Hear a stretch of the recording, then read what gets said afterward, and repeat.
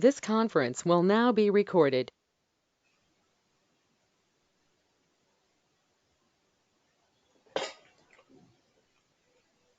So, as we have seen, as we have discussed, sales and distribution has four main areas, that is sales, shipping, billing, and the payments. Okay, now let's discuss on the high level. See, first 3, 4, 5 days, up to minimum 5 days, we'll be discussing on the high level understanding of what are we going to learn by the end of the course. I don't want to start enterprise structure directly, and we are not doing anything in the system directly. I want to make you understand by the end of the course what are the things we are going to cover. Okay, now if you see at the sales level, okay, the sales is divided into again four areas, right? Sales, shipping, billing, and payment. Now let's see what happens at the sales level. So sales level, we have something called again pre-sales. What is the pre-sale? So before the main sales takes place, the pre-sale activities are done. Even if you take any outside business, for before buying any material, before customer confirms a material, there are high chances that customer goes for pre-sale activities like inquiries and quotations. So customer try to get the information about a product, like what is the price, what is the quality of the product, okay, when are we going to deliver, some information that he want to maintain.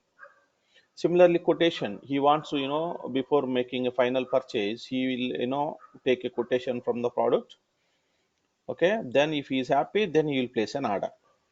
So sometimes what happen, customers inquire about a product, they take a quotation for the product, but they don't make a purchase of it.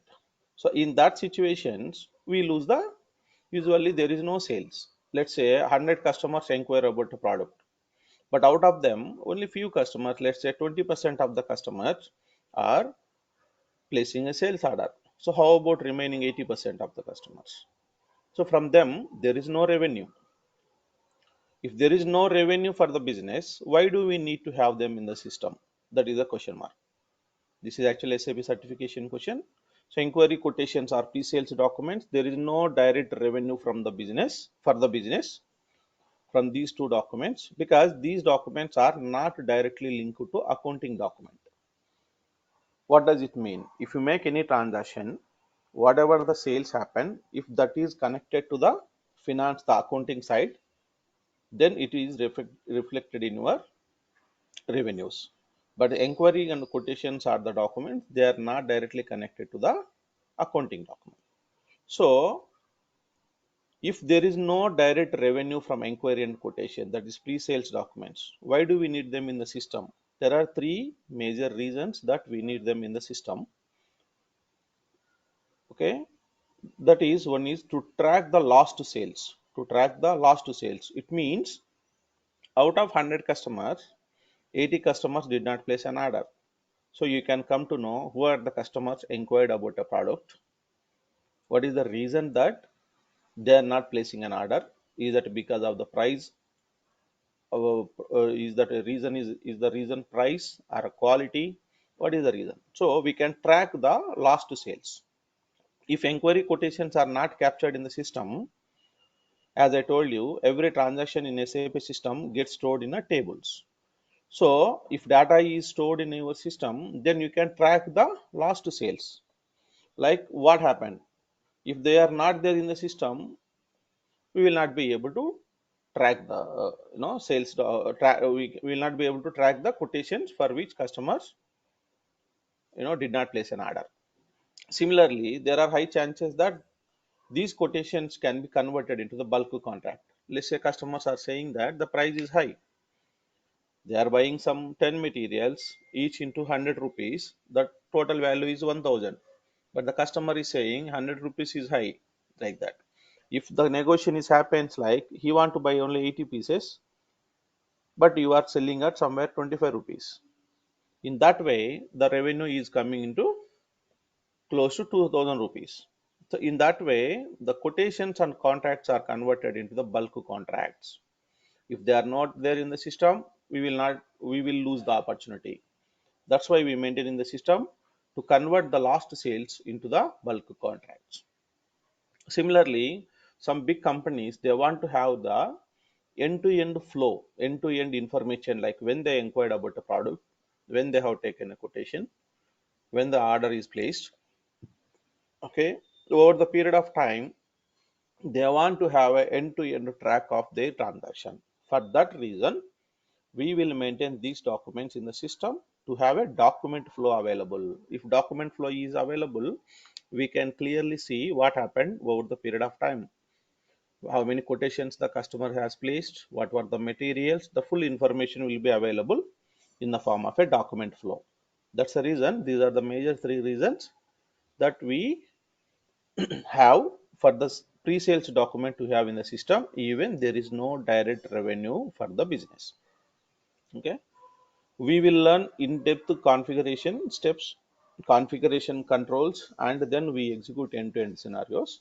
But now we are just learning on the high level sales processes available in the standard SAP. Okay, and the sales, again, as I mentioned, pre-sales and the sales. Here if you see the sales, there are different kind of sales processes available. There are different kind of sales processes available. One among them is standard sales order. Here, standard sales order, what does it mean? Customer places an order for the material. Okay, based on the material availability, okay, system or we create a delivery and deliver goods to the customer place. And we provide an invoice to the customer, then customer makes the payment. This is a standard sales process starting from the sales order. There can be a previous quotation or inquiry. Using them, we can create a sales order, or directly also we can create a sales order, that we will see in the system. So standard sales process, a material, order is placed for a material. Based on the availability, outbound delivery gets created in the system. Then material is picked, packed, and material is sent from a plant to the customer place. Here company delivering goods at the customer and providing an invoice, and then customer makes the payment as per the payment terms. Some customers, as I told you yesterday, these SAP companies who are implementing SAP are big companies. So they have some credit functionalities. It means that customer takes the material and he will not pay the immediate amount. He may pay after 45 days, after 30 days, after 60 days, like that, based on the payment terms. Okay, so we create an invoice, then the customer will make the payment as per the payment terms. That is the standard sales process. Then after that, we have a sales from plant. It means in the first scenario, standard sales process, we are delivering goods at the customer place. Here in the sales from plant scenarios, customer is visiting the outlet and he is taking the material which he needs, like our normal sales that we do. We go to Central, right? We go to Lifestyle, we go to normal, even departmental stores like Ratnadeep, Reliance Fresh, whatever it is. We go there, we pick the material needed, which is available, and we take the goods and we immediately make the payment. Here, sales from plant scenarios, okay, the first one comes with the cash sales process. Here, cash sales, the word itself is saying cash sales. The code which I have written in the bracket is a standard SAP code. Every sales process has a code, like inquiry, it has IN, quotation, we have QT as a code, standard order is OR, the standard item that we call it as TAN. This is the item that we will understand later. Similar, cash sales is a CS or BV is the code, because every sales process has its own importance. That is the reason every process is denoted with a document type. That code is nothing but a sales document type. Okay. So this cash sales code is CSRBV. Here customer visits the outlet, pick the material which is available. It means whenever customer is taking the material, immediate delivery is happening. We are not creating delivery separately like a standard order. In the standard sales process, based on the material availability, we are creating an outbound delivery. But in the cash sales process, that is not the case. Whatever material available, the same material customer will pick it. It means immediate delivery is happening and immediately payment. That is the cash sales process. Similarly, we have a rush order. In the rush order scenario, okay, these two are from sales from plant.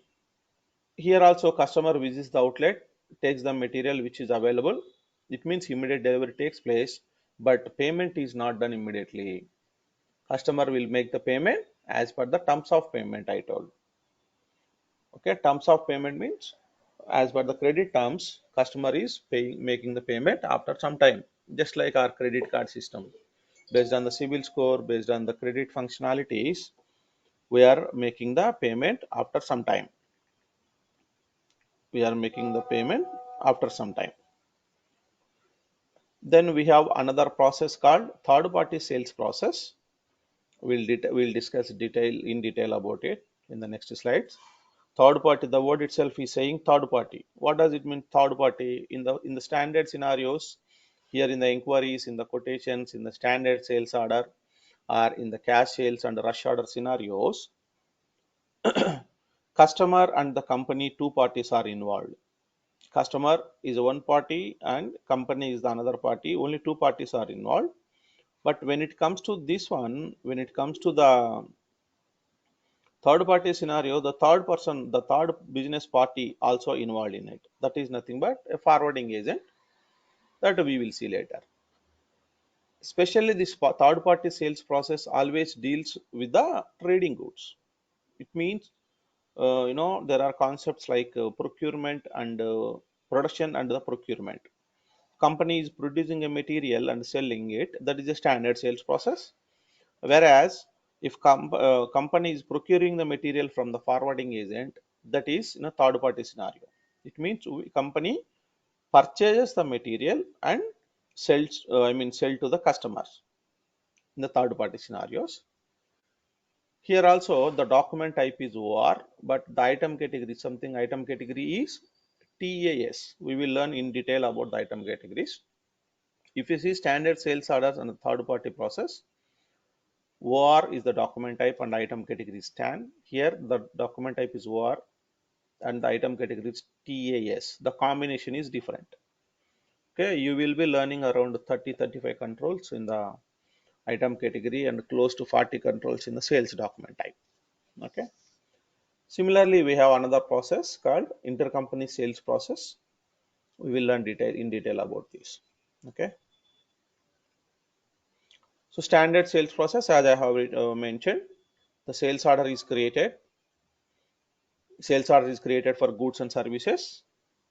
Okay, for the customer requested delivery date, based on the material availability, outbound delivery gets created and goods are shipped to customer address. And an invoice or billing document is created and customer makes the payment as per the payment terms. This is high level theoretical idea about the standard sales process. The process flow looks like this. A sales order is placed, followed by a delivery, followed by a billing document, then customer payments. This is the typical standard sales process. We will configure it in the system. Okay, and we will execute the scenarios. Similarly, this is the cash sales process. Customer visits the outlet or a plant, picks the available material and makes the immediate payment and takes the goods along with him. Here, the very important points are immediate delivery and immediate payment takes place.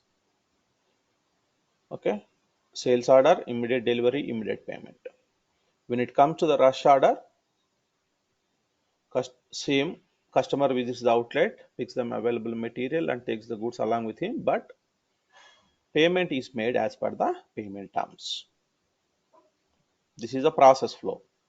For sure, in every interview, usually we ask the questions. Can you tell me some sales processes?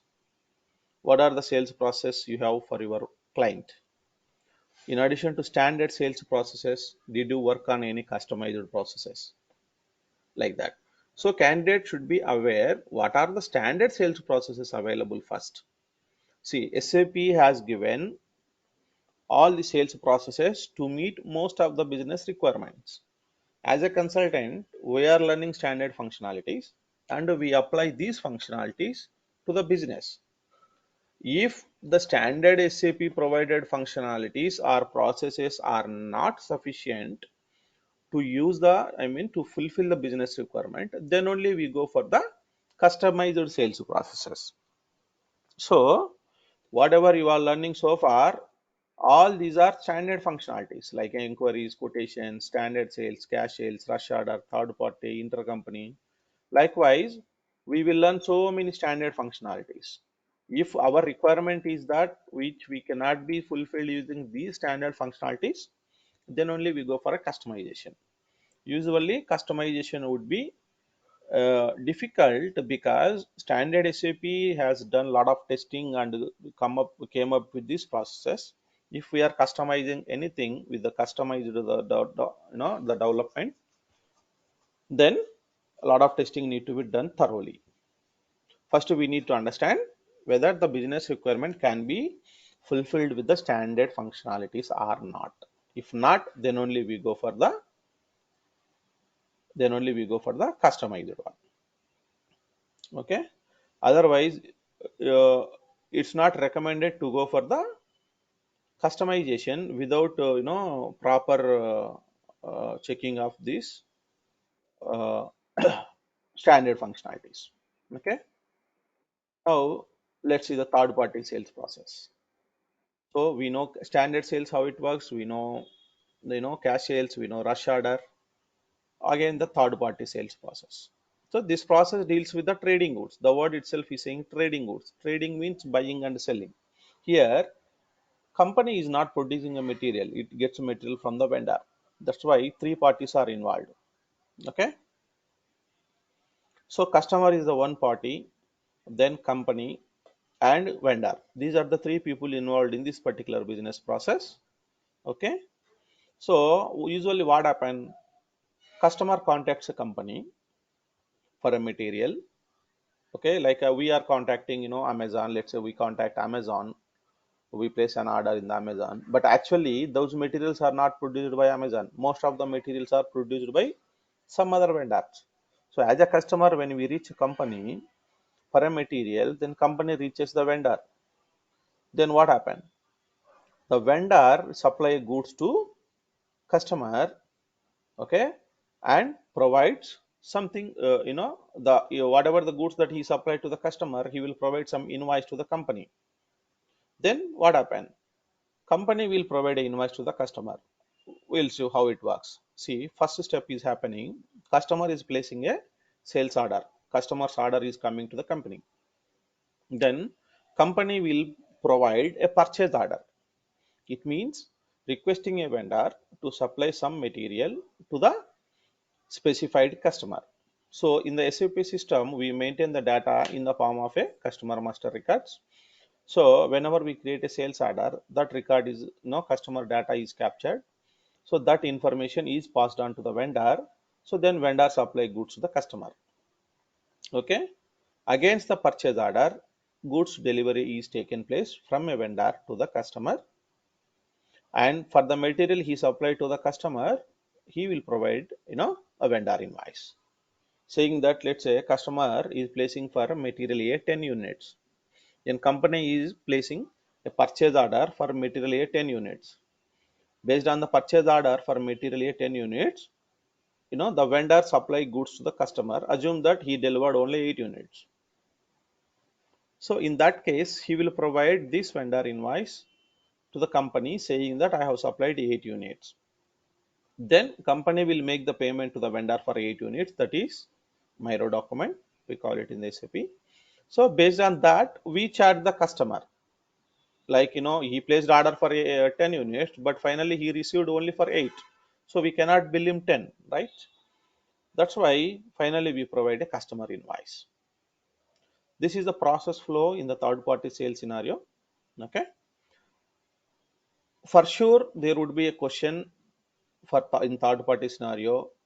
Most of the cases, there is a question. Okay, 100% sure how the third party sales process takes place, because it is a bit lengthy process and multiple parties are involved. Okay. If you see the right side, these are the steps. First, sales order is created in the system. For the sales order created, purchase requisition. See, sales side, we are creating a sales order. We are SD consultants. So customer service team See, during an implementation only, we work with the client, we take a requirements from the client, we try to meet the requirements, the standard, these processes. If it is not there, we'll do some customization and we fulfill the customer requirement. And then we provide a training, documents, whatever is needed, we train the users. Then we come out of the project and we will be there with other project. Finally, who will be working? The end customers will be working. So customer service team will be working on that. So on those processes, so we train them, and the process wise training we will provide.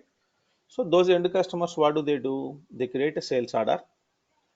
If it is a third party material, we have a control. If the item category comes as TAS, the third party item category, it means the goods are trading goods, not our produced goods. Okay. This whenever this particular item category TAS comes, purchase requisition gets generated in the second step. In the normal standard sales order, in the cash sales process, and in the rush order process, usually we do not have purchase requisition generated. Whenever in the third party scenario only, the purchase requisition gets generated. So based on the purchase requisition, a purchase order is created. Who will create a purchase order? Usually we have different modules, right? SD module who creates sales order. So default purchase requisition will get generated if it is a third party material. Then whose responsibility is to ensure the material availability? That is MM module, materials management. So that materials management people will create a purchase order. For them to create a purchase order, they should have some reference. Why do I need to create a purchase order? Because there is a purchase requisition. Why is the purchase requisition came? Purchase requisition came from the sales order. Why this is purchase requisition coming? Because that is a third party material. Like that, there is a connection. So they create purchase order with reference to the purchase requisition, and this purchase order is sent to the that is purchase order is given to the vendor to supply some goods. Vendor supply goods to the customer and provide a something called advance shipping notification, that how many goods that he has sent. Based on that, okay, finally we have to make the payment to the vendor who supplied goods. So we go to finance team who will take care of payments. When payments are always taken care by finance and controlling module. See, in a normal business, if you see some hundreds of transactions are taking every day. Imagine if it is MNC, when company has presence in so many countries. Per day, so many business transactions will be taking place. So it is very hard to remember, like how many transactions are taking place, who is the customer, who is the vendor, what is the material, like that. That is the reason everything is process oriented here, not the people oriented, it's a process oriented. So we go to accounting and we say that pay this much amount for material A 8 pieces, pay to vendor A. You cannot tell them orally. So finance will ask what is the reference, how many goods that we have received, is there any document, such document that we have received the goods. But here goods are directly sent from a far vendor to the customer, right? How are we capturing it in the system? In the form of a MyGo document, that is logical goods receipt.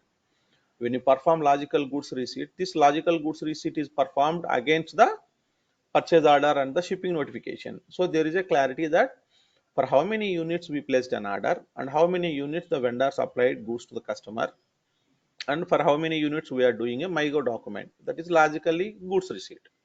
For the MyGo document, whatever we do, for that only FICO will make the payment to the vendor. There should be a track.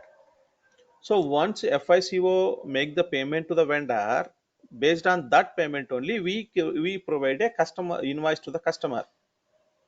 The logic is order is placed for 10 units material A. We have given a purchase order also for 10 units material A. Purchase order also given with respect to the purchase requisition for 10 units of material A. But vendor supplied only 8 units. So we cannot ask the customer to make the payment for 10, right? Only for 8. How in this case I am telling only one example. Imagine in real time some hundreds of documents are getting created every day. Who will remember it? That is the reason, as a consultant, we configure the process, then system will take care of it. Okay, then system will remember how many sales order is there for how many units, purchase equation is for how many, purchase order is for how many units, for how many units advance shipping notification is done, or how many units mygo is done, for how many units vendor payment is done. Okay, if you try to create an invoice for 10 pieces, system will not allow. This is an interview question actually. See, same question is asked. If customer is placed for 10 units and finally he received for 8 units from the he received only 8 units from the vendor, then for how many units we make the payment? Is for 10 or 8? If you try to do for 10 units based on the sales order, system will throw an error. System always, see, that is the logic, right? System should create an invoice. System should create an invoice only for the goods that customer received. Okay, this is the control. In the myro document, for the myro quantity, whatever we have done, for the myro quantity only, customer invoice is generated in the system. Okay, 100% sure this third party sales process come in the interviews and these questions are asked. Okay, any questions here in the third party sales process, guys? See, theoretically we are learning it. Okay, as I told you, first we want to understand how SAP works, what are the various areas we are going to work, what are the different processes available. In order to do all those processes, what are the configurations need to be done. Like that we'll get into the system slowly. Okay, directly I don't want to start enterprise structure, define, assign. Why are we doing that? You should have a idea. That is the reason we learn high level processes theoretically, then we do this. See, finally these processes are only configured in the system. Okay, our course is to configure all the sales processes and run end-to-end scenarios and understand the controls. If you change the control, how system behaves, that is a very important point. Those controls we will learn slowly, we will learn. Okay, any questions here? Otherwise we'll get into the next sales process.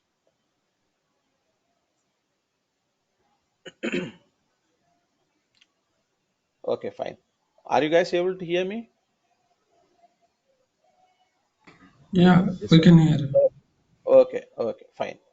Then we'll get into, so far we have seen inquiry quotations are pre-sales documents, then standard sales process, then we have sales from plant, in that cash sales and rush order, and then third party sales, then we have intercompany sales process. What is that intercompany sales process? See, there is a difference in each and every process. Your main objective should be to understand the difference. If you understand the difference, configuration of the system is very easy. So why these many processes are there? Because the requirement is such that to fulfill the requirement, these processes are there. See, there is a difference. Third party cash sales and rush order, even though customer is visiting the outlet and taking the material, but still there is a difference in those two processes. What is the difference? Payment is done immediately for cash sales, and payment is done as per the payment terms in the rush order. Like that, there is a difference. The third party, the vendor is involved. Here in the intercompany sales process, what happen? Let's say a customer is placing an order for a material A in India, and we have a business in India and let's say in all Asian countries. So we have a plant in India where material is produced. Similarly, we have a plant in Singapore. There also material gets produced. Okay, when customer is placed for a material in India and if stock is not available here, then what happened? We get the material from Singapore plant and supply to the customer. Here what is happening?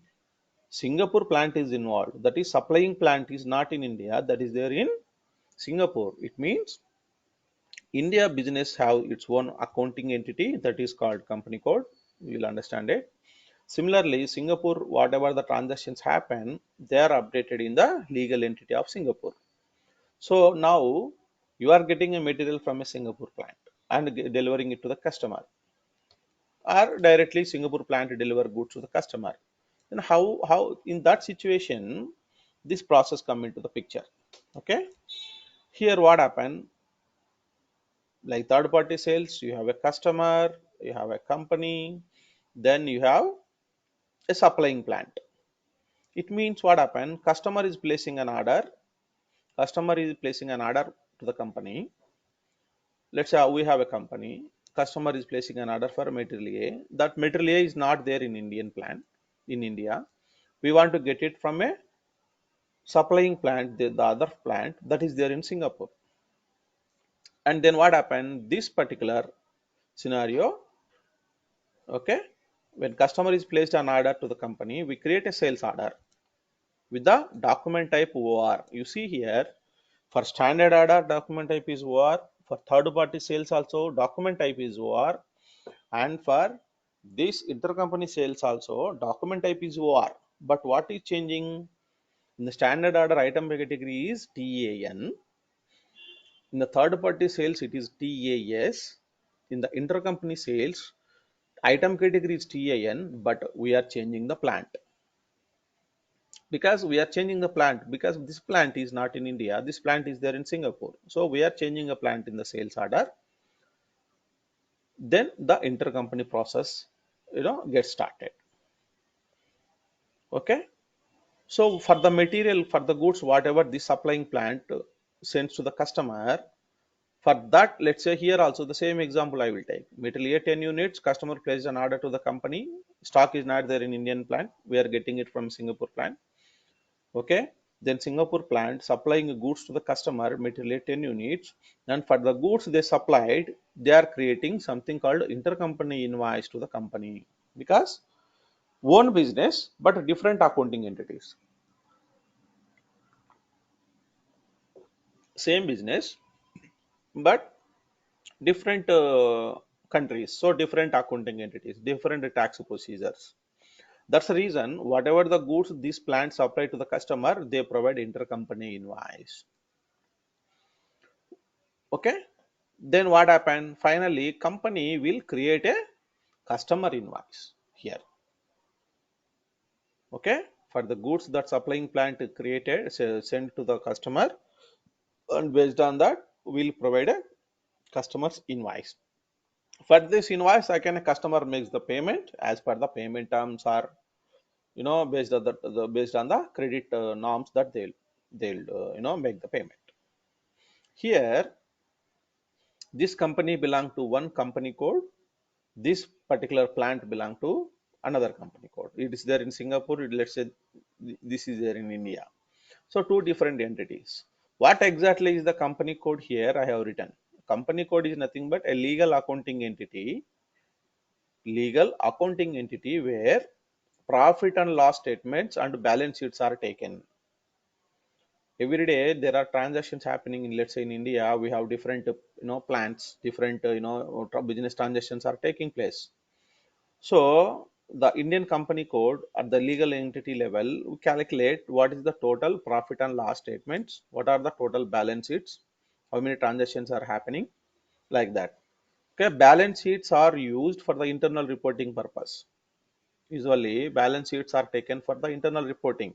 What are our total assets, what are liabilities, what is the overall balance, like that they will check for the internal reporting purpose. Whereas the profit and loss statements, they are given to the public authorities, like in Indian government, tax authorities and all, they will provide the profit and loss statements. That is a major difference in between these two. So such a kind of balance sheets, profit and loss statements are taken at the legal accounting entity level. That is nothing but a company code. So when the goods are sent from Singapore to India, so Singapore, this plant also, or the Singapore business also have to know what is the material we supply to Indian customer, like that. Okay. If you see the major 2 points that you need to remember in terms of intercompany sales, this is for sure an interview question. In order to do the intercompany sales process, first the question comes like, what do you understand about intercompany sales process? Can you explain it? The question. Okay. Once you explain the process, then what are the major configuration steps that we need to take care? Now, I am creating a sales order in India and I am changing a plant in the sales order. It means the plant, whatever I'm changing, this plant must be assigned as a delivering plant in my system. You will understand this terminology: delivering plant, enterprise structure. Slowly you will understand. Okay. So supplying plant must be assigned as a delivering plant in the enterprise structure. Let's say, what is the difference between a plant and a delivering plant means, let's say we have a business in India and four plants are there across four regions: north, east, west to south. Okay. And some plants are only for production of the material, they just to produce the material, but delivery is taken care by other plants. Delivery is taken care by other plants. So from a plant from which a delivery takes place is called as a delivering plant. a, a sales a delivery from which it takes place is called a delivering plant. So remaining four, let's say we have all the four, out of all the four plants, a delivery is always created from one particular plant. Okay, that is, then in that case, delivering plant only we have one plant, but actual plants are four. In that way, supplying plant, whatever we are using in the sales order, must be assigned as a delivering plant in the enterprise structure configuration, and this delivering plant must be changed in the sales order to trigger intercompany sales. These are the high level major steps. In terms of pricing procedure, there are something need to be learned, but when we are configuring the process in the system, then we will do it. Okay, lot of things to do, but this is high level understanding. Then once we start doing it in the system, then you will understand. Any questions in the intercompany sales process, guys? If no response in 5 seconds, then I will proceed further.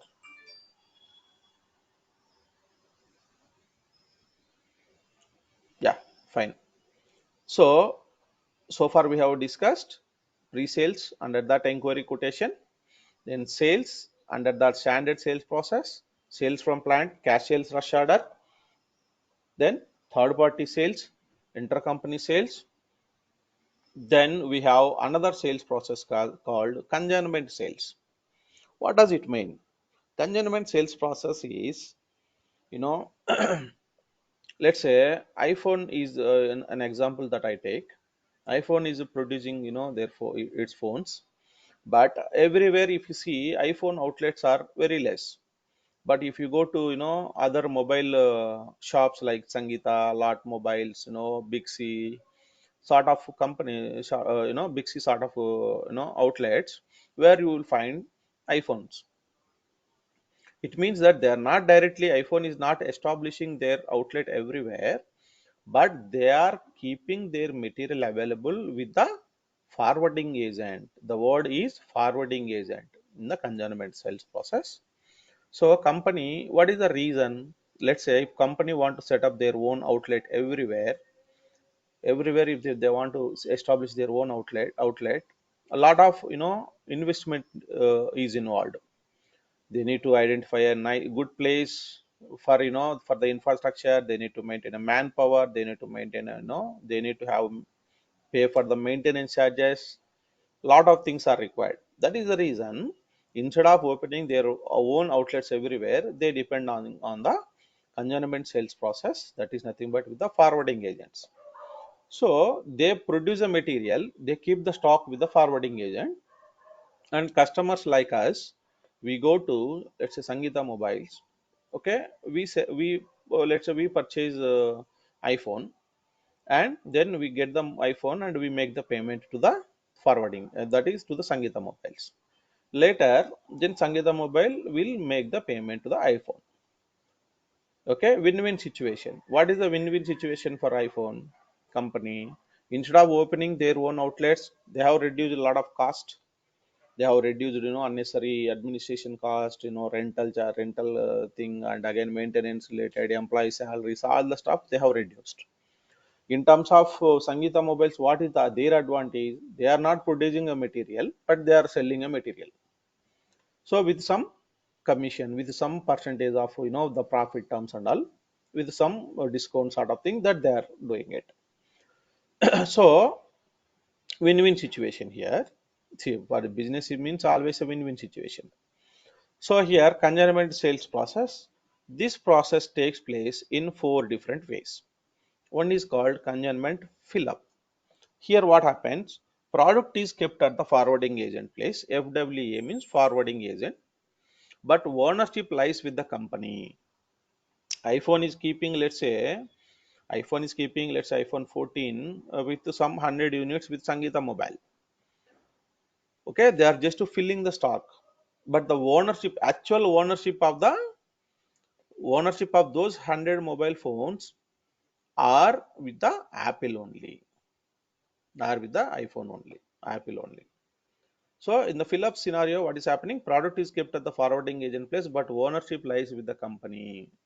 Here, what happens in the SAP system? We create a sales order, we create a delivery because goods are leaving. See, what does it mean a delivery? Delivery is nothing but shipping. What happens when a material is moving from your plant? When a material is moving from our plant, then we have to do that in the SAP system. See, whatever is physically happening in the business, same thing is captured in the system, in the SAP system as a transaction. If customer is asking for a material, you create a sales order. If customer is inquiring about a material, you create an inquiry document. If customer is asking, give me a quotation, I will go to the quotation and if I am happy, I will place a sales, I will confirm the order. Then we give a quotation like that. So whatever is happening outside, for that in the system, we are creating a transaction. So when a material is moving from our plant to that Sangeeta Mobile, whatever it is, the forwarding agent, in that case, we are creating an outbound delivery. That is delivery document. Here, since the ownership of the company, ownership of those mobiles are with the company only. We are not selling it to the forwarding agent. So if there is no selling, we are not selling, so no invoice. For those 100 mobiles, you cannot ask Sangeeta Mobiles to make the payment. You are just keeping stock there. This process is called as consignment fill up. Actually, the term I did not put it here. It's a KB. The word is KB. As I told you, every process is represented with a document type. Okay, the document type is KB or CEF, consignment fill up. Then we have consignment issue process. Second step. See, this consignment sales process is of 4 steps. One is fill up, where you are keeping stock with the forwarding agent, not selling. Okay, then issue. Here, product is issued from whatever the 100 mobiles that we kept with forwarding agent. From there, actual sales happens. Like customers like us, we go there. Let's say assume that our total customers to have purchased 25 mobile phones. So those 25 mobile phones are given from those 100 whatever we have filled it in the consignment fill up process, right? So product is issued from consignment stock to the end customer. Okay, here what happens? Sales order is created, delivery is created, and invoice also created because actual sales has happened. Okay, this sales is happened to the Sangeeta Mobile. Then we'll bill them because they have, see, as a customer, we are getting a bill from the Sangeeta Mobile, not from the Apple. Okay, so when they get the, when they sell the material and it is communicated in the form of email or in the form of a telephone communication in the form of our own understanding. So for that we will, whatever the goods sold out, for that we create a consignment issue process. Then we have the consignment returns. Let's say out of 25 mobiles, if there is one or two pieces have some problem, like some heating issue, mobile getting heated very, I mean, soon, or some charging issues or slowness, some problem. If there is any such problem, usually what do? We go to the place where we purchased and we say that product is not in good condition and we go for a returns, right? For that, here we use a consignment returns process. Okay, product is returned to the forwarding agent. Here what happened? The forwarding agent, what do they say? Usually we hear this. Okay, we are sending it to the company. Once company returns, then we'll call you. Okay, then you come and take the product, like that. In that case, like that, what happens? Yeah. So, mm, so consignment returns is the one. Consignment returns. Here, a product is returned to the forwarding agent. A return sales order is created and a return delivery. Here, outbound deliveries are two types. One is Outbound, when the material is sent from a company or a plant to the customer, this is a returns delivery. When the material is coming inside, the return delivery is a complaint, actually returns. So it is coming back, but it is a consignment return. So we, what for the material, whatever we do, what do we do usually? We either replace a product. If customer wants a replacement, we replace it. If customer wants money back, then we go for the credit memo. This word credit memo comes into the picture. Okay. Then we have this pickup process. What is that pickup process? See, out of 100 units, let's say 25 units are sold out, remaining 75 are there. Assume that company is waiting for 3 months or 4 months and a new product has come. Then what do they want to do? They want to take the old stock which is there with those forwarding agents.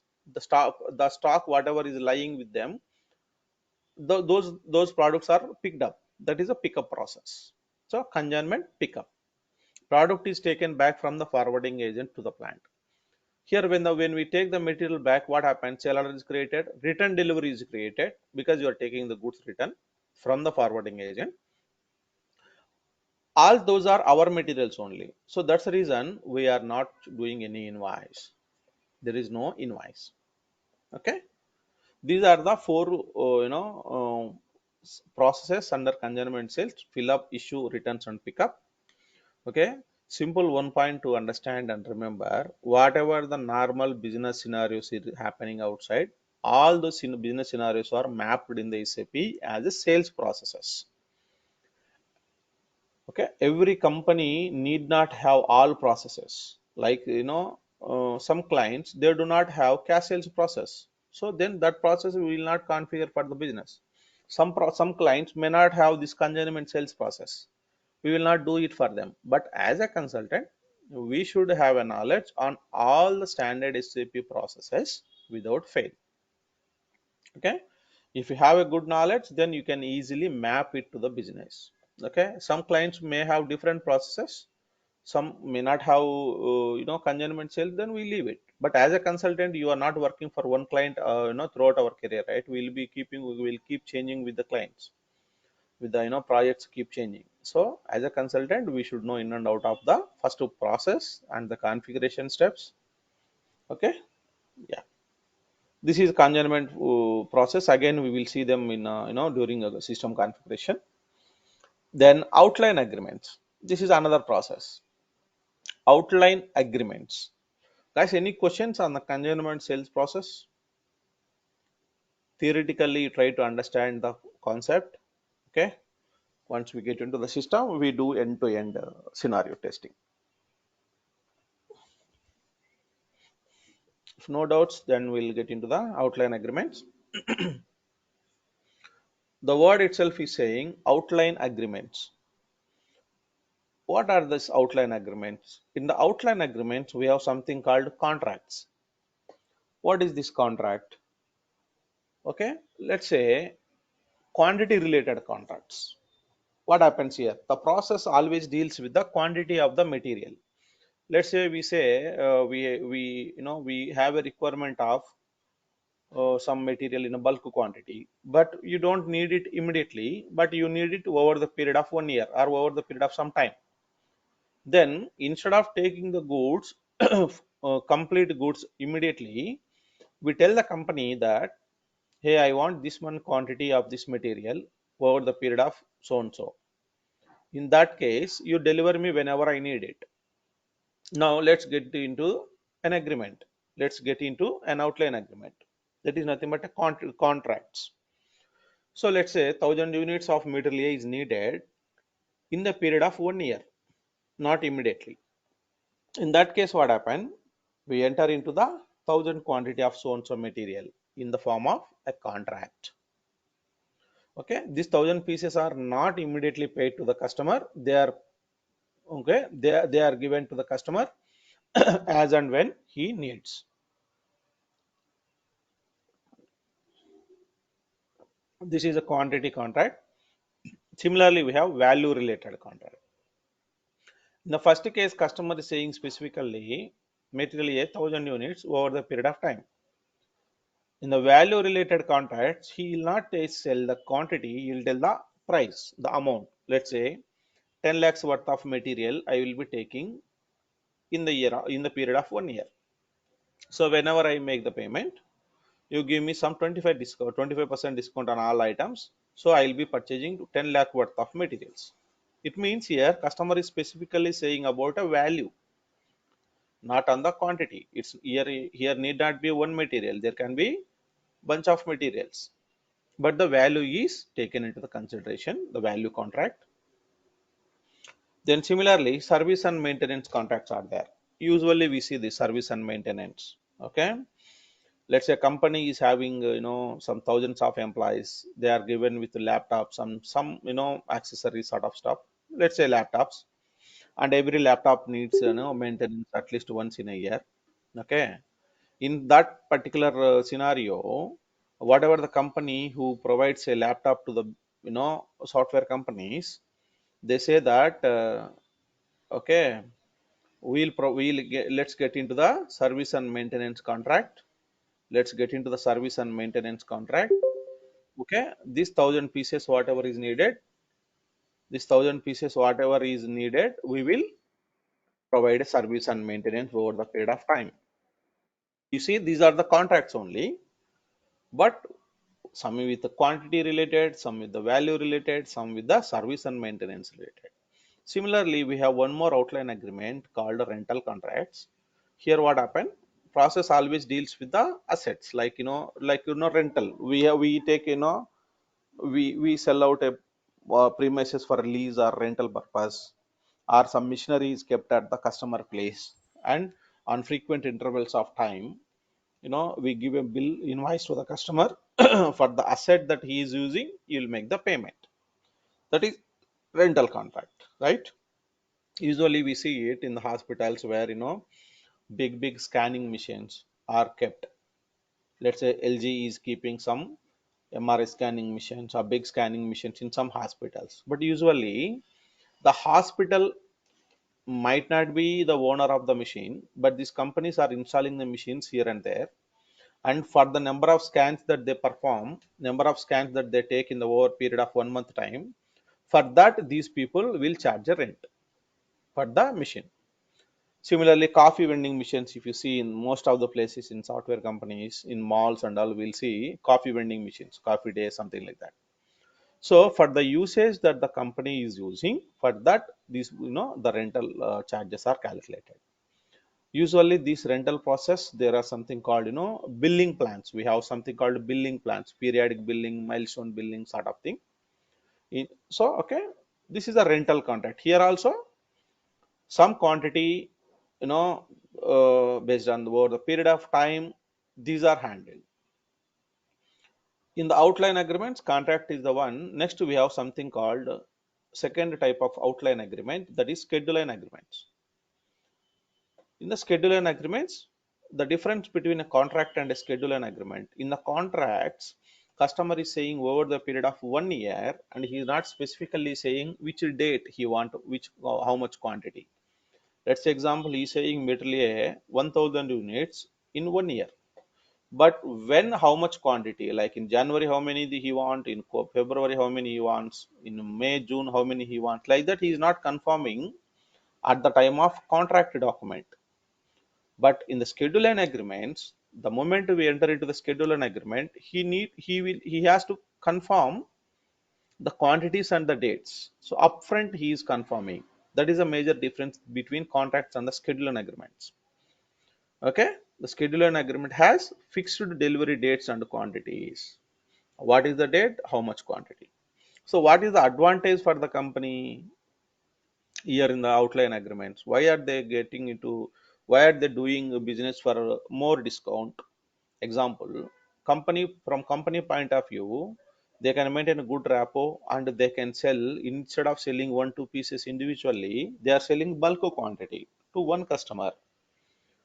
And okay, so company can have forecasting, like in this much this year we have this many contracts, so they keep them material availability for uncertain situations. So like that, for company, they are doing huge business, the turnover business, the turnover is high. For the customer, what is the advantage? Because At the time of usually what happened in the contracts, at the time of entering into the contract, whatever is the price agreement, even though the price is high or low, usually the same price is charged for the complete contract. Customer, instead of going here and there, is buying a bulk quantity from one particular custom from company, you will be getting more discount, sort of, benefits that he will get. That is the win in. If he buy one unit, he's, let's say he's charging at, 100 rupees per piece. If he's buying 1000 units, he may get at 75 rupees or 80 rupees because of the bulk quantity. That is the low price is a customer advantage. High volume of business is the business advantage. Okay, win-win situation. So these are the outline agreements. Again, as I mentioned, the document types are different. Every process is denoted with one document type. Quantity contract, CQ, value contract, WK1, service and maintenance contract, SC, rental contract, QP, like that. There are document types that I will add. Okay. Theoretically, are you guys okay with the outline agreements? Okay. Yeah. So so far, what have we process we have discussed? Let's say pre-sales inquiry quotations, and in the sales standard sales process, in the sales from plant, cash sales and rush order, then third party sales process, then intercompany sales process, then consignment sales process.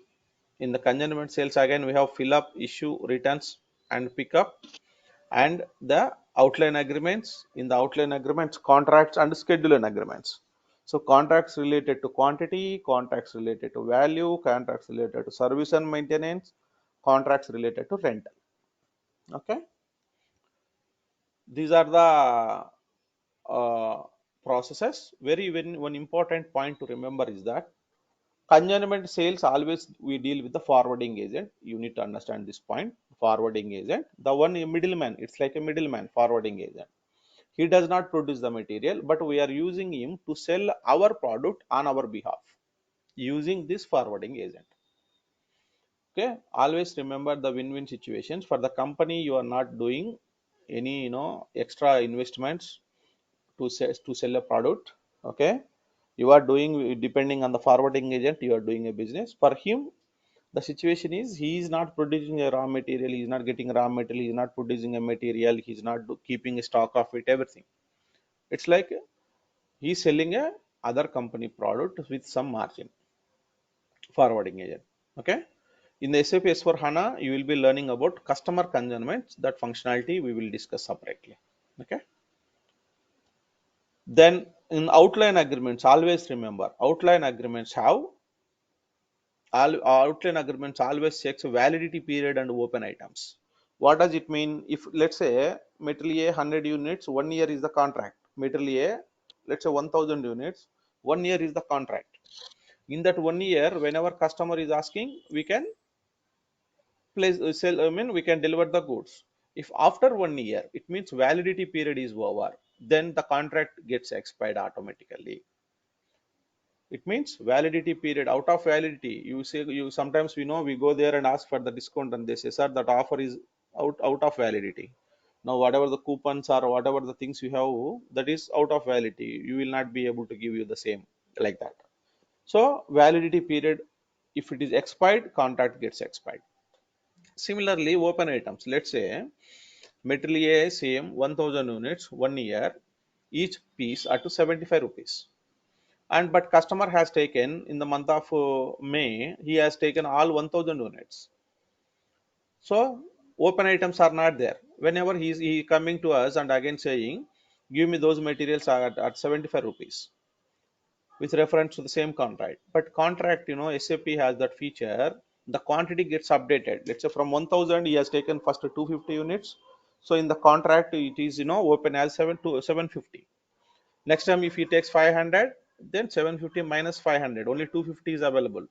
Next time, if he take another 250, the open items are closed. Now, if he says that I have a contract, I have a validity period of 1 year, I am still in the month of May. Go on mute, guys, if you are not speaking. So I have validity of another 6 7 months, but still if there is no open item, the contract gets expired. Very very important point and in interview question for outline agreements and quotations. Okay, this is a very important point. Quotations and contracts get expired if validity period is expired or if no open items available for processing.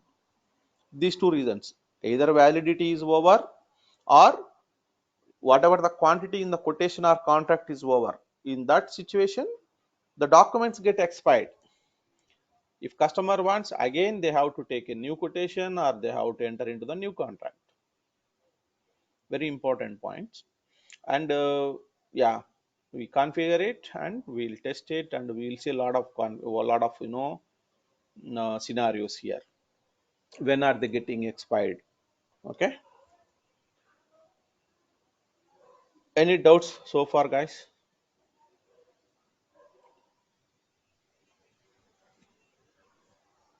Hmm. Yeah. So this is the stuff that I want to discuss with you theoretically. Okay. And then we'll get into the SAP system for some time. And this theoretical explanation would be there. We have another process called free of charge delivery. We have subsequent free of charge delivery. Then we have complaint documents. Under complaints we have customer returns. Then we have credit memo request, we have debit memo request, then we have invoice correction request. So once those processes are theoretically explained, now in order to do those process, what are the things that we need to do, that we will do. Okay. Now let's say now you are creating a sales order.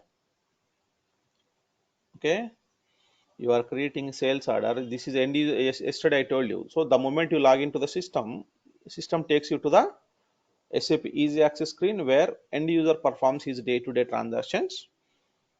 Okay, he can get into the system and create a document like a sales and distribution. He is doing sales transactions, let's say order. He is creating here using this transaction code called VA01. Whatever the sales in SAP, the application V always stands for sales module. Okay, our transactions, most of our transactions starts with V. Okay, if I come here and if I say simply OR, okay, system will tell you the OR, the document type, what I said, the OR is a standard order, right? The moment I enter OR, you see here create standard order. Here customer will end user, whoever is the one who is creating a document, will create a customer number here. Okay, customer number. When he want to have a delivery, this is requested delivery date. A requested delivery date is the date on which the goods are to be delivered at customer place. Let's say customer is requesting on 26th of January. If you are delivering somewhere next month, it is of no use to the customer. So customer is telling this particular date, you can change it. Yeah. Okay, otherwise system will tell you if we are not able to deliver on this date, we will deliver on so and so date, like that. We always try to meet the customer requested delivery date. So we enter a customer, we enter some customer reference numbers, we enter these dates can be changed if you want, because see default system is taking this date. If customer is asking some other date, we can check here. Okay, then what happened, we enter the material here. Whatever I say, I'm saying material A, material B, like that. We enter this material, SAP material, and the quantity. And the moment you fill this data and click save, what happened, the sale order gets created in the system. But we should have a clarity, why are we creating standard sales order? Is this standard sales order process, or cash sales process, or rush order, or consignment sales, okay, or contract, or third party sales process? What a process we are doing, we should have a clarity. See, doing these transactions is pretty easy, but understanding the application is very important. Okay, so we train the end users in such a way that, hey, if you are creating standard order, it means that customer is asking for a material, Okay, you are delivering customer on his requested delivery date, and company delivers the goods that the customer place. Then we'll make the payment later. I mean, we provide a billing document, then customer will make the payment. See, the moment he choose OR, it is coming as standard order. Here, if he choose, you know, cash sales CS or BV, that is treated as a cash sales process. So the document type has the control how the screen looks like, what data he has to fill, what are the next steps, like that. Okay. After the explanation of another processes, like I mentioned, complaint documents, then free of charge delivery, subsequent free of charge delivery. Then, in order to do or in order to create any of these processes, what do we need to have in the system? Then we'll get into the system and do the required configurations, and then we proceed further with the testings and all. At the moment, I am explaining about the theoretical stuff. Okay, finally, what are we are going to do? Let's say if I use the CS as a term, and the moment I, okay, let's say BV,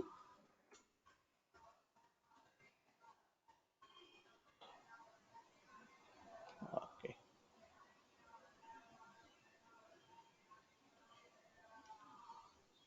there are actually processes available. Let me, I mean, these are the document types, order types available.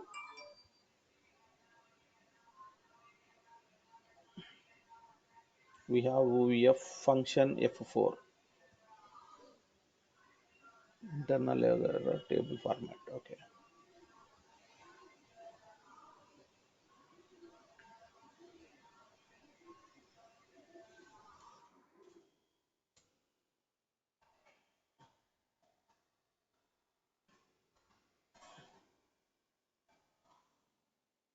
There is some technical issue, but anyway, I'll fix. I'll check later. So the document type, whatever we choose here, that has a process. Every sales process in the SAP system is represented by a document type. So the document type you are choosing, it means you are doing this particular process. Okay. But now I have just used OR as a document, and I tried system tried to create a standard sales order. Okay. But actually, in the SAP system, these orders are created in the easy access screen by the end users.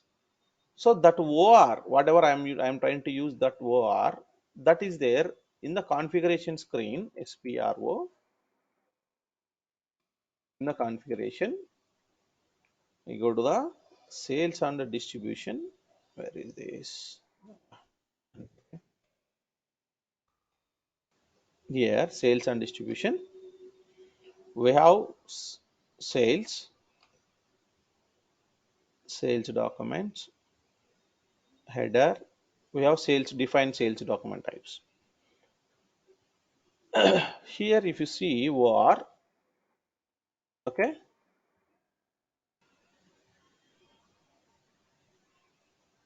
details. This OR I am simply using here in the easy access screen. If I use Alt tab, system keeps changing the screens. Okay. Here I am simply using OR standard order, and the system is creating a document.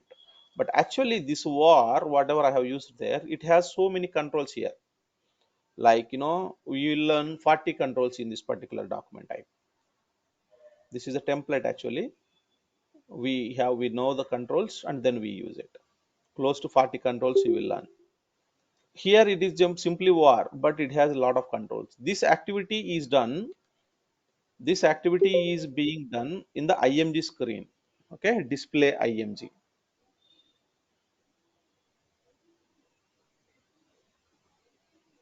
Yeah, this activity is done in the implementation side in the IMG screen. It means the consultant, we know how these document types work, what are their controls.